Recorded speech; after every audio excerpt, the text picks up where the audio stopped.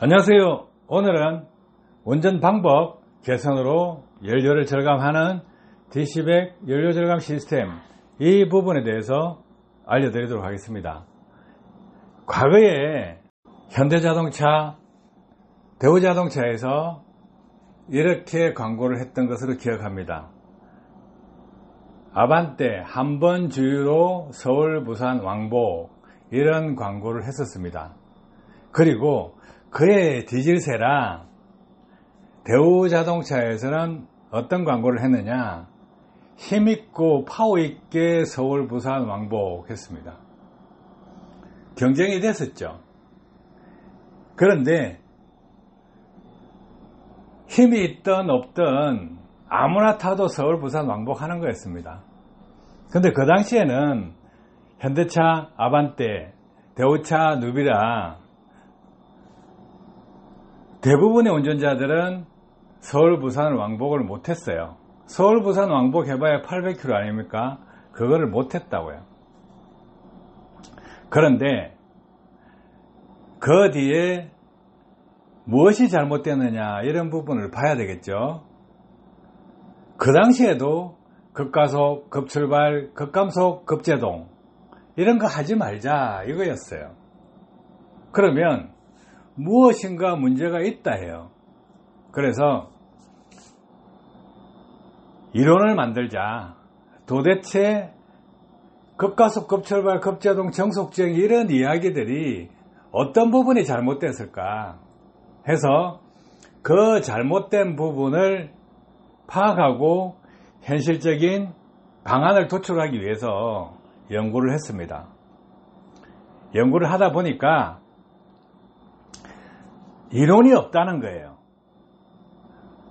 운전 방법 어떻게 개선할 거냐 하면 두리뭉실하게 급출발, 급가속, 급감속, 급제동, 정속주행 이런 이야기만 합니다. 지금도 똑같습니다. 그것이 문제였어요. 이론이 없다예요. 그러면 오르막길 탈 때 어떻게 타야 되고 내리막길 탈 때 어떻게 타야 되고 시내주행을 했을 때 어떻게 운전을 해야 된다? 없습니다. 지금도요. 화물차주분들 어떻게 운전하면 연비가 향상되냐, 연료가 절감되냐, 시내주행에서 이야기해보라면 못합니다. 그 시기에 연구개발할 때 아반떼 차량을 가지고 일반 사람들이 운전을 하면 시내주행을 합니다. 하면 7km 탔습니다. 리터당. 그 당시의 차량입니다. 7km 타던 걸 제가 탔을 때 19km, 20km까지 탔습니다. 똑같은 시내주행입니다.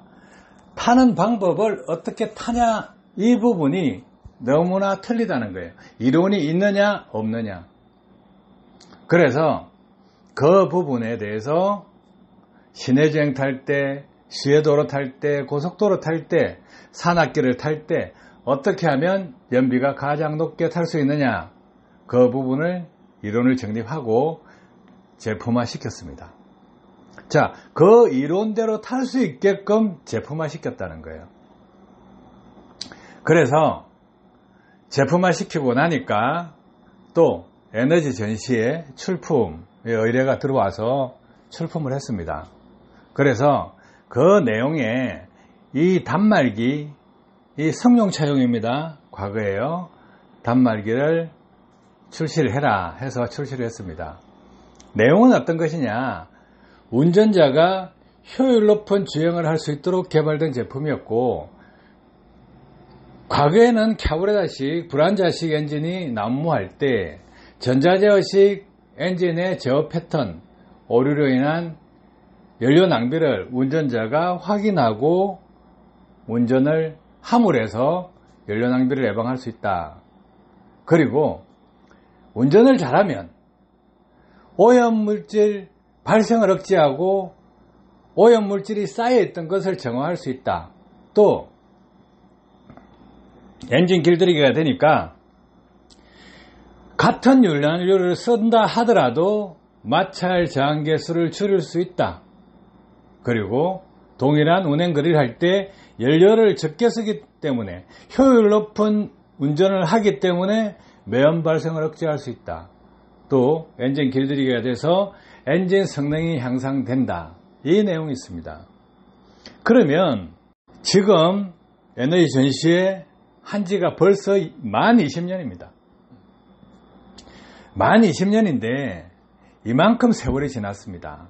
하지만 아직까지도 똑같다는 거예요. 지금 운전하고 계신 분, 승용차 운전하시는 분이나 화물차 운전하시는 분이나 버스를 운전하시는 분이나 다 똑같습니다. 급가속, 급출발, 급자동, 급감속 하지 말자. 정속주행해라. 이렇게 합니다. 그러면 무엇이 잘못됐을까요? 자, 보통 운전하시는 분, 상용차 운전하시는 분 생각을 해보십시오. 시내주행에서 정속주행할 수 있느냐 이거예요. 시내주행에서 어떻게 운전하는 것이 연료를 아낄 수 있느냐, 이 하나의 질문만 하더라도 대답을 정상적으로 하시는 분 거의 없을 것입니다. 그만큼 이론 자체가 없다는 거예요. 그래서 그 이론을 정립하고 실질적으로 운행을 할 때 어떻게 하는 것이 좋으냐, 이론을 가르쳐주고 그것으로 끝날 수가 없는 거예요. 들었다고 알 수 있습니까? 안 되죠. 자기가 어떻게 운전하고 있는지 봐야 되겠죠. 그럼 보려면 자기 운전 습관을 볼 수 있게끔 해야 됩니다. 그래서 파형을 보여드립니다. 운전 습관을 파형을 보여드리고 그 파형을 보면서 어떻게 운전하는 것이 좋다, 자기가 기아를 변속한다거나 악셀레러를 밟는다거나 했을 때 변화량들을 실시간으로 보여줍니다. 그러면서 그것을 같이 보면서 가르쳐주면 지식을 완벽하게 넘겨드릴 수 있는 거예요. 말로만 전달될 수 있는 기술이 아닙니다. 이론을 개발하고 만들 때까지는 상당한 시간이 걸리면서 시행착오를 겪으면서 이론을 만들고, 당연히 이렇게 분석 장비를 가지고 실험을 계속적으로 하면서 이론을 정립해 왔습니다. 자, 이론을 만들었다고 해서 그 이론을 던져준다고 바로 할 수 있을까요? 눈에 보여야 되잖아요. 그래서 눈에 보일 수 있게끔 장비를 개발해서 보급을 했었습니다. 초창기요, 승용차부터 시작했죠. 승용차부터 시작을 했는데, 승용차는 연료 절감한다 하면 굳이 할 필요 있느냐 이거예요. 그 당시 승용차 운전하시는 분이 한 달에 20만원, 그 정도 연료비도 쓰지 않는 분들도 있고 50만원 쓰시는 분도 있고 100만원 쓰시는 분도 있었습니다. 그래서 그분들이 연료를 절약한다, 한 달에 100만원 기준으로 10만원 절약한다, 20만원 절약한다, 무슨 큰 의미가 있겠냐 이거죠. 그래서 그 뒤에 화물차 또 버스를 쓸 수 있는 그런 제품을 다시 개발했었습니다. 지금까지 지속적으로 하고 있고 현장에서 효과를 보여주고 왔습니다. 그리고 버스 회사도 했고 자동차 메이커도 테스트했고 할 만큼 다 했습니다. 그러면 그 긴 세월 동안 효과 없다는 소문 들어본 적 있습니까? 없죠. 운전자를 얼마나 이해시키고 잘 가르치느냐, 또 운전자가 배워서 실천하느냐, 그 차이입니다. 그런데 단 한 명도 연료 절감 안 된다 그러는 분 없습니다. 방법이 정해져가 있고 차종마다, 엔진마다 어떻게 운전하는 것이냐, 방향을 제시해주고 이론을 줬습니다. 그래서 그 방법대로 하시면 못 아낄 사람이 없다는 거예요. 그것이 현실입니다. 그러면 20년 이상 현장에서 검증된 기술인데 이 기술이 거짓이 될 수 없고 효과가 나오지 않을 수 없습니다. 아시겠죠? 이것이 기술입니다. 차는 자동차 메이커에서 만듭니다. 기술 개발합니다. 지속적으로 업그레이드 하고 있습니다. 그거는 자동차 메이커 간의 경쟁입니다. 그런데 운전 방법 다 손 놓고 있죠. 그래서 여기에서 이론도 만들고 제품도 만들고 교육도 시키고 현장에서 실질적으로 연료 절감도 되는 이런 것을 만드는 것입니다.